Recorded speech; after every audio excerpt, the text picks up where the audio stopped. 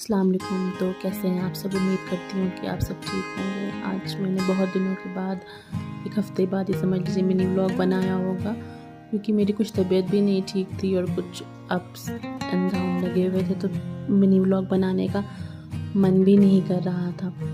तो आज मेरे घर में कुछ गेस्ट आ गए थे, तो मैंने उनके लिए सबसे पहले, अब जब गेस्ट आते हैं तो सबसे पहले आप उनके लिए चाय नाश्ते का इंतज़ाम करते हैं। तो सबसे मैंने चाय चढ़ा दी, और वो सूखा नाश्ता जो रहता है वो तो रखना ही रखना होता है। तो फिर मेरे पास पनीर पड़ी थी, तो मैंने पनीर की पकौड़ी बना दी और पापड़ फ्राई कर दी है। अब खाने का भी इंतज़ाम था कि अब क्योंकि गेस्ट थोड़े से मेरे बाहर से आए हुए थे, तो अंकल लाजमी था कि खाने का इंतज़ाम करना था। तो फिर मैंने खाने में सबसे पहले अपने लिए सोचा कि मैं क्या बनाऊँ, एक मेन्यू जो इजी भी हो और जल्दी भी बन जाए। तो फिर मैंने बटर चिकन बनाया था, और बटर चिकन की रेसिपी मैं किसी दिन आपको और दे दूँगी।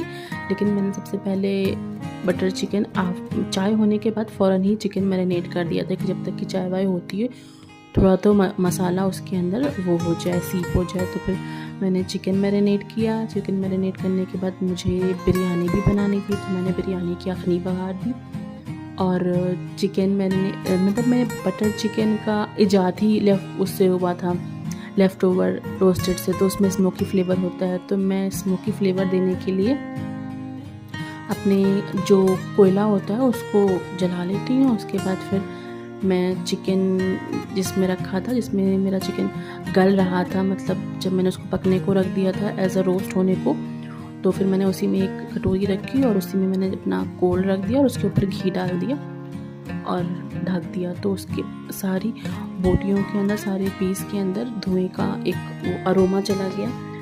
तो उसमें ऐसा लग रहा था कि ये चिकन रोस्ट है। और फिर मैंने उसका लिए मतलब ग्रेवी के लिए जो टमाटर प्याज की को पहले फ्राई किया जाता है, फिर उसको ग्राइंड किया जाता है, वो मसाला बना लिया। उसके बाद साइड बाय साइड मैं अपनी मटन बिरयानी की भी तैयारी कर रही थी।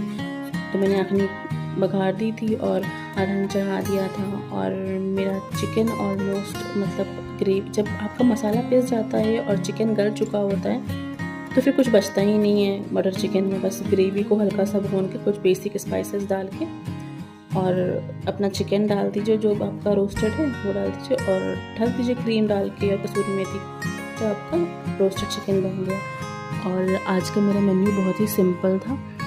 तो बटर चिकन था, मटन बिरयानी थी और रोस्टेड चिकन जो मैंने थोड़ा सा बाहर से मंगाया हुआ था, और रायता था, सैलेड था, जो कि रायता में रखना भूल गई थी। तो उम्मीद करती हूँ आपको मेरे मिनी व्लॉग अच्छे लग रहे होंगे। अगर अच्छे लग रहे होंगे तो प्लीज़